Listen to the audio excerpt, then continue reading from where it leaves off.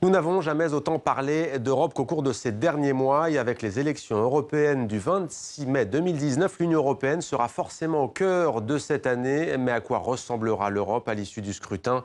On en parle avec Mathieu Calam. Bonsoir. Bonsoir. Soyez le bienvenu. Vous êtes franco-suisse, vous dirigez la fondation Charles-Léopold Mayer pour le progrès de l'homme, FPH, et vous êtes l'auteur du livre qui a pour titre La France contre l'Europe. C'est un titre qui peut surprendre, on va essayer de comprendre pourquoi. Histoire d'un malentendu, c'est aux éditions Les Petits Matins. Commençons par ce divorce décidément très compliqué que l'on vient d'évoquer dans les rappels de l'actualité. Selon vous, quel sera l'impact, quel peut être l'impact du Brexit sur l'Union européenne et sur les citoyens européens?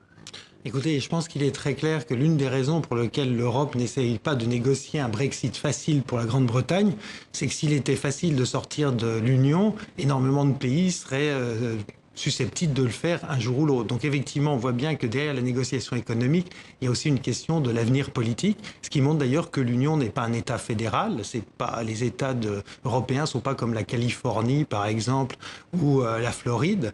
Ils peuvent partir. L'Europe est une confédération et pas une fédération. Et selon vous, le coup va être plus dur pour l'Union européenne, les 27 États membres restants, ou pour celui qui part, la Grande-Bretagne? C'est-à-dire que je crois que les tenants de l'Union essayent que le coût soit le plus élevé possible pour l'Angleterre pour dissuader d'autres pays de sortir. Alors, dans votre livre, vous expliquez que si l'Union européenne actuelle est une confédération lâche et sans capacité d'action, c'est principalement à cause de la France. Pourquoi donc? Alors, je voulais effectivement m'inscrire un peu en faux derrière un discours qui voudrait que la France ait toujours été très pro-européenne. En réalité, quand on regarde la position des gouvernements français depuis 50 ans, qui tous affirment être pro-européens, on s'aperçoit qu'en général, quand il faut passer à l'acte, c'est-à-dire vraiment mutualiser quelque chose avec les autres, là, il y a un crypto-souverainisme qui revient tout de suite à la surface et qui est en partie dû au fait que la France n'a jamais complètement choisi entre un destin européen et un destin de grande puissance, comme on a l'habitude de le dire. Et effectivement, il n'y aura pas d'Europe qui se construira s'il n'y a pas un partage de la grandeur, voire un adieu à la grandeur, mais ça, je ne sais même pas si on peut oser le mentionner. Ce que vous dites, c'est qu'elle n'a de cesse, la France, de bloquer l'intégration politique réelle. Mais pourquoi? Pour conserver une souveraineté illusoire en termes de politique étrangère, budgétaire, sociale? Alors, illusoire de mon point de vue à terme, elle n'est pas illusoire du point de vue de ceux qui la défendent. Oui, je crois que la position de la France n'a pas tellement varié depuis le fameux appel de Cochin de Jacques Chirac, qui réaffirme que la France veut rester, donc on était en 78 à l'époque, que la France veut rester une puissance qui compte avec son veto. On l'a vu d'ailleurs dans vos informations, la réaffirmation que la France va être présente en Syrie, même si les États-Unis se retirent. Et donc, la France essaye de maintenir une influence bien au-delà de ses frontières et elle espère en garder la capacité.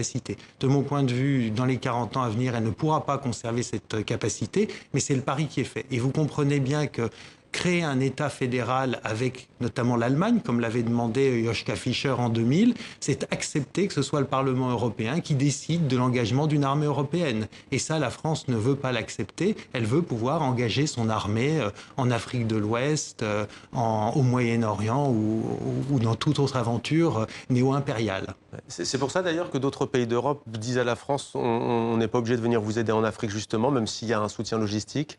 Exactement, je pense que depuis longtemps, il y a une sorte de bras de fer non dit entre l'Allemagne et la France, qui est sur le partage du veto, où en gros la France essaye et espère que l'Allemagne craquera la première, qu'elle mutualisera l'économie pour sauver l'Europe, et l'Allemagne espère que la France craquera la première et qu'elle acceptera de mutualiser la géopolitique en créant un État fédéral, et à ce moment-là, il y aura aussi une mutualisation de l'économie. Et pourtant, on parle du moteur franco-allemand, c'est de l'affichage. Non, mais vous savez très bien qu'un moteur, quand il ne fonctionne pas, c'est un frein moteur. Donc effectivement, le moteur franco-allemand, quand il ne fonctionne pas, est un frein. L'arrivée d'Emmanuel Macron à l'Élysée, qu'est-ce que ça change? Vous avez un chapitre sur le macronisme. Il est parmi les 27, si on enlève la Grande-Bretagne, qui est en train de sortir, le plus européen. Aujourd'hui, il est très affaibli par ce mouvement des Gilets jaunes. Écoutez, oui, mais en fait, je pense que c'est un épiphénomène. C'est ce que j'essaye de montrer dans mon livre. C'est-à-dire, je pense qu'Emmanuel Macron n'est pas arrivé, soit qu'il ne le voulait pas, soit qu'il n'en avait pas les moyens en politique intérieure, il n'est pas arrivé en proposant une nouvelle posture de la France au niveau européen. Sa demande, c'est quoi? C'est éternellement, c'est de dire aux Allemands, si on suit quelques règles économiques, est-ce que vous acceptez de mutualiser la puissance économique? Si on regarde bien le discours, par exemple, d'Angela Merkel du 6 juin devant les partis populaires européens, elle commence à parler de mutualiser le veto, pas le veto, la place au Conseil de sécurité de l'Europe pour en faire une place européenne. Et la France n'est pas présente. Et ça, c'est un signe qui est envoyé à la France. Les Allemands, en tout cas la chancellerie allemande, les Allemands moyens s'intéressent aussi peu à la politique étrangère que les Français moyens, et c'est un des problèmes. Mais depuis longtemps, l'administration allemande souhaite effectivement que cette question de l'intégration politique soit mise en œuvre et soit une partie importante de la construction européenne. Les partis souverainistes, nationalistes, europhobes, populistes, j'utilise beaucoup d'adjectifs parce que souvent, certains de ces partis disent que le mot populisme est fait pour les dénigrer. Donc voilà le spectre. Sur une dizaine de pays, 9 au moins, ils totalisent plus de 20% des suffrages aujourd'hui. Ce discours, cette défiance envers l'Union européenne et ce souverainisme peut-il à terme menacer, remettre en cause la construction européenne ? Évidemment, en histoire, tout est possible. C'est-à-dire que d'autant plus que la construction européenne n'est pas une construction irréversible. Si vous vous souvenez, historiquement, en 1789, les révolutionnaires français étaient si peu certains que la France allait tenir qu'ils ont déclaré qu'elle était une et indivisible. Il n'y a aucune déclaration qui dit que l'Europe est un État-nation un et indivisible. Donc à partir du moment où vous n'avez pas affirmé cette indivisibilité, vous avez accepté le principe de divisibilité. C'est-à-dire que aussi longtemps que la France n'acceptera pas de faire de l'Union européenne un État fédéral, il y aura divisibilité possible de l'Europe. Et donc, mais je rajouterai juste une chose, on parle des populistes. Je crois que le terme est vague et assez biaisé. La position de Kaczynski n'est pas du tout la même position que Salvini vis-à-vis d'un acteur majeur qui est la Russie. Les Polonais, la Pologne et l'Italie. Voilà, la Pologne aura toujours très peur de la menace russe, alors que ce qui caractérise les populistes, si je puis dire, de la partie ouest de l'Europe, c'est qu'ils adorent Vladimir Poutine. Dès 1954, l'historien africain Cheikh Anta Diop écrivait ceci, et vous le rappelez dans votre livre, « Nous avons un devoir à accomplir à l'égard de l'Europe. Nous devons l'aider à se guérir de ces vieilles habitudes contractées par la suite de l'exercice du colonialisme, l'amener à saisir le vrai sens de ses intérêts qu'elle n'arrive même plus à localiser. L'Europe toute seule est trop faible et a besoin d'un secours pour arriver à se faire. » Pourquoi citer Cheikh Anta Diop et d'où peut venir ce secours ? Alors, d'abord parce que je trouve très remarquable d'avoir un intellectuel africain qui ne s'intéresse pas qu'à l'histoire de l'Afrique, mais qui montre bien qu'à l'époque, et encore aujourd'hui d'ailleurs, je l'espère, il y a des intellectuels africains qui sont capables d'avoir un propos sur le monde. Et de fait, Cheikh Anta Diop comprend bien, et c'est d'une certaine manière le fil rouge de mon ouvrage, que la question impériale, et ensuite non impériale, est ce qui empêche la France de se projeter dans un destin européen. Et donc il dit, si nous, Africains, qui sommes si proches de la France, quelque part, nous ne participons pas à détricoter la France-Afrique pour créer des relations saines, la France sera toujours attachée à cette espèce de système néo-impérial, et donc elle ne pourra pas avoir un destin européen. Et si la France n'a pas de destin européen, on peut avoir une union baltique, mais on n'aura pas une union européenne. Mais très sincèrement, une union européenne sur le modèle des États-Unis d'Amérique, on voit très bien, sans donner raison aux eurosceptiques, que c'est compliqué. Les États-Unis ont une seule langue. Comment créer une Europe fédérale avec combien de langues ? Peut-être 27 ou moins ?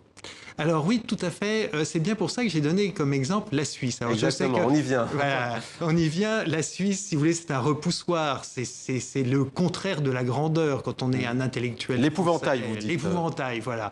D'ailleurs, le terme extrêmement méprisant pour désigner une Europe sans grandeur, c'est de la qualifier de grande Suisse. Une grande Suisse. Voilà. Je crois que l'originalité de la Suisse au XIXe siècle, c'est d'avoir réussi à créer, alors contre toute réalité, c'est une construction, je dirais, artificielle et politique, l'idée d'une nation multiculturelle. C'est qu'on peut être, parler français, parler italien, parler allemand ou parler des dialectes de l'allemand, et on peut tout de même se sentir suisse. Et l'idée qu'une nation, c'est une langue, qui est la racine, effectivement, du mot, mais qui n'est plus la réalité à partir du XIXe siècle, à ce moment-là, tombe, et on peut très bien parler de nation européenne. Donc quand on dit, par exemple, l'Europe va faire disparaître les nations et les peuples, je dis non, elle va faire advenir une nation européenne, c'est-à-dire je serai européen parlant français, comme il y aura des Européens parlant allemand, grec, polonais, italien, hongrois. Le problème, c'est que beaucoup d'Européens ne veulent pas d'une Europe fédérale, et d'ailleurs, à la limite, ils se revendiquent beaucoup plus du modèle démocratique suisse, en demandant notamment en France, avec les Gilets jaunes, le fameux RIC, référendum d'initiative citoyenne. C'est là aussi toute l'ambiguïté, au fond, et de la difficulté de bâtir cette Europe. Alors, il est très clair que la Suisse elle-même était une confédération très lâche et qu'elle est devenue une fédération sous la pression extérieure. Non pas que des gens lui aient dit de devenir une fédération, mais elle n'a pas eu le choix. C'est-à-dire qu'au moment où l'Allemagne, l'Italie, la France se sont constituées en États-nations extrêmement agressifs, elle avait deux solutions. Soit elle était découpée en parties, la partie francophone allant à la France, la partie germanophone à l'Allemagne, etc. Soit elle décidait de devenir une nation pluriculturelle. Et si on regarde la situation de l'Europe actuelle, avec la montée de puissances extraordinaires, qui sont les États-Unis, la Chine, peut-être demain le Brésil, l'Inde, etc. Et c'est le pari que je fais, c'est que au fond, les petits États européens, et la France est un petit État à l'échelle du monde, vont exactement se retrouver comme les petits États suisses, c'est-à-dire devant l'alternative, soit disparaître à la poubelle de l'histoire, soit devenir un État fédéral. Alors vous prenez aussi un exemple intéressant. Vous dites certes, rien ne prédisposait de tout temps la Bourgogne ou le Brandebourg à disparaître en tant qu'État autonome, alors que le Danemark et l'Autriche demeuraient. Pour autant, aujourd'hui, un Bourguignon ou un Brandebourgeois n'est a priori pas, dites-vous, moindre, enfin la souveraineté n'est pas moindre qu'un Danois ou un Autrichien. Pourquoi vous prenez cet exemple? Parce que si, par exemple, quand on veut définir la souveraineté, on va toujours la définir dans l'état actuel. C'est-à-dire qu'un Bourguignon se dit, ou un Breton, ou un Parisien se dit, pour être souverain, il faut que je sois souverain dans la France telle qu'elle est. Mais après tout, les Bourguignons auraient pu être souverains dans un État qui aurait pu exister, qui s'appelait la Bourgogne. D'ailleurs, on le voit bien avec la Catalogne. Les Catalans imaginent qu'ils seront plus souverains s'ils sont catalans. Moi, ce que je dis simplement, c'est que la souveraineté, c'est une question de niveau. On peut être souverain, un Américain est souverain dans le cadre des États-Unis. La vraie question, c'est est-ce qu'on est capable, au niveau du monde, d'exercer une souveraineté réelle? C'est-à-dire, est-ce que c'est une souveraineté formelle ou une souveraineté réelle? Et là, il faut être très honnête. Quand je regarde la Suisse, effectivement, la Suisse a une souveraineté formelle. Sa souveraineté réelle, quand par exemple le fisc américain dit maintenant il faudra la transparence bancaire, etc., et le secret des bancaires tombe. Donc il faut bien avoir conscience que la réalité de la souveraineté, c'est pas de savoir si en droit, de jure, on peut l'exercer, mais si on peut l'exercer de facto. Et là, les Bourguignons n'auraient pas, d'ailleurs, dans les pays d'Europe, les plus petits pays se plaignent parce qu'ils ont l'impression qu'ils ont moins de pouvoir. Donc j'aurais tendance à dire qu'un Bourguignon a plus de pouvoir sur l'Europe en étant français qu'en étant bourguignon.